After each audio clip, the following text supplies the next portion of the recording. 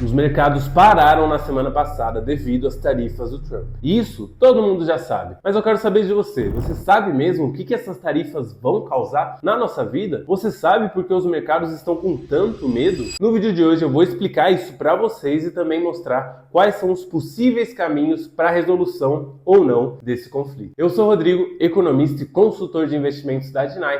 E antes da gente ir para o vídeo de hoje, você já sabe, se inscreva no canal batendo no sininho e me conte nos comentários. Você acha que o Trump, nesse momento, está ganhando ou está perdendo essa guerra comercial? Quero saber a opinião de vocês e bora lá para o vídeo de hoje sem enrolação. Para começar o vídeo de hoje, eu trouxe alguns dados para a gente entender o tamanho e o poder dos Estados Unidos.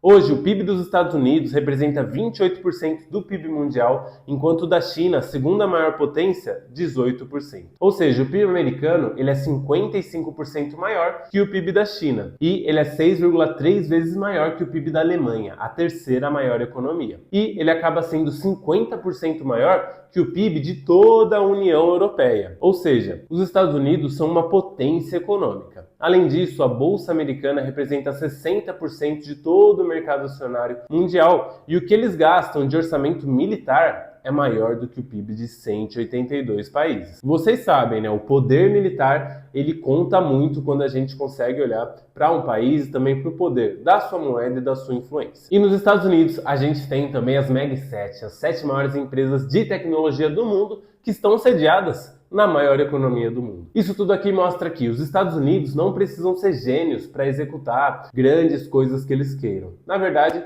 por eles terem um tamanho muito grande, qualquer coisa que eles façam acaba passando bem por eles serem tão grandes. E o principal receio sobre as tarifas é a inflação. Claro que existem outros receios, mas todos eles vão culminar na inflação, em aumento de preços para o consumidor. Então a gente tem aqui um estudo do Wall Street Journal que comparou os custos de produção de um iPhone 16 Max com base no que foi anunciado lá em 2 de abril. Então hoje, um custo atual desse telefone celular é de $549. Com as tarifas anunciadas, ele teria um incremento de $296, dando um custo total de $846, um aumento de 54%. É importante a gente entender que esse aumento no custo ele vai ser muito maior quando for repassado para o consumidor final. Afinal, existem ali várias cadeias que vão repassando os preços, ou seja, se uma empresa decidir repassar 100% do aumento de custo, o consumidor vai pagar muito mais caro por esse produto. E isso tem um impacto muito grande nas margens de lucro das empresas.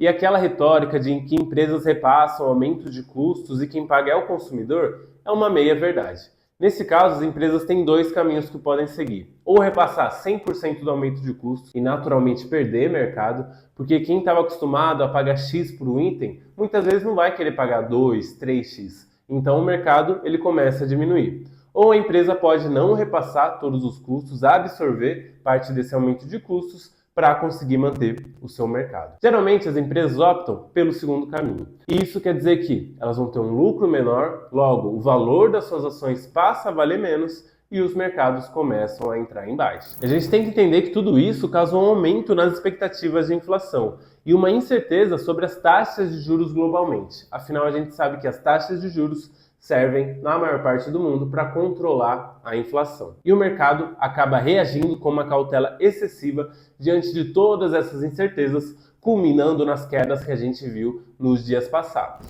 E uma discussão que naturalmente vem à tona é: será que o Trump é um gênio ou um louco? No fim do dia, dá pra gente entender que ele tem sim o seu modo de negociar, é um modo que não é muito da boa vizinhança, ele gosta de pôr a arma em cima da mesa e falar quem que tem um poder, mas, por um lado, pelo lado de quem acha que ele é um gênio, já tem mais de 50 países que foram buscar acordos com a Casa Branca, mas para quem acha que ele foi imprudente, tem várias questões, inclusive a de colocar os seus países aliados, como Japão, União Europeia e afins, México e Canadá, no mesmo muro que ele colocou a China. Então, no fim do dia, talvez essa não tenha sido uma jogada de mestre. E agora a gente vai desmistificar alguns mitos sobre as tarifas. O primeiro é: as tarifas trarão as fábricas de volta para os Estados Unidos. A gente tem que entender que os Estados Unidos não são um país desindustrializado como é o Brasil, por exemplo. Não faz sentido econômico para uma potência em tecnologia voltar a produzir roupa e sapato. Nem os próprios americanos querem esse tipo de trabalho. E a gente tem que entender que levantar uma fábrica do zero leva anos, às vezes até décadas, e para essa fábrica gerar retorno pode levar décadas. Ou seja, toda essa incerteza que se instaurou meio que paralisou as empresas. Elas não vão começar a anunciar fábricas nos Estados Unidos. Até porque o mandato de Donald Trump vale por 4 anos. E digamos que ele saia do mandato e aí o seu sucessor acabe com tudo isso. As fábricas que estariam sendo montadas lá não fariam mais sentido econômico. O segundo ponto, esse aqui a gente ouve muito aqui no Brasil, o Trump está taxando os outros países, não o povo americano. E a gente ouviu exatamente isso quando taxou as comprinhas da Shein. O Haddad está taxando as empresas chinesas, não o povo brasileiro. E no fim do dia a gente sabe como essa história termina. E inevitavelmente isso vai afetar o consumidor final. E o terceiro mito o custo geopolítico é aceitável. O custo diplomático ele acaba sendo sem precedentes para a história dos Estados Unidos. Ele compromete relações construídas ao longo de décadas por forçar aliados a se curvarem, que acaba gerando cicatrizes permanentes e que vão cobrar o preço lá na frente.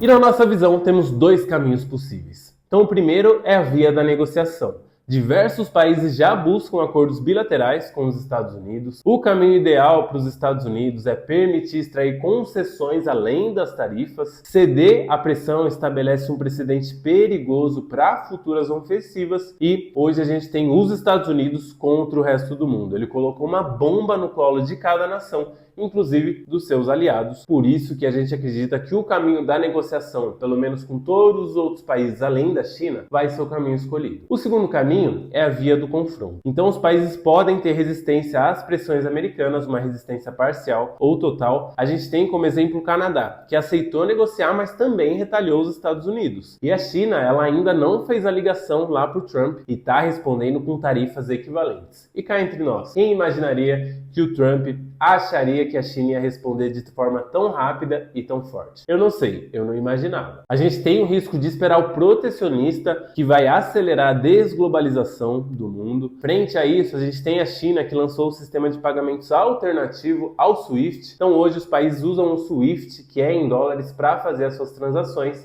Já a China fez um lançamento, quase ninguém está falando, de um sistema parecido que desdolariza essas transações. E por fim, os países podem formar blocos que vão excluir os Estados Unidos e essa conta vai chegar lá na frente para a maior economia do mundo. Bom, pessoal, o vídeo de hoje foi isso. Espero que vocês tenham gostado. Trouxe uma visão um pouco mais técnica de tudo o que está acontecendo, também sem falar mal ou falar bem, falando só sobre fatos. E mais uma vez eu quero saber de vocês. E aí, o Trump tá indo bem ou tá indo mal nessa guerra tarifária? Me contem nos comentários, batam no sininho e até a próxima.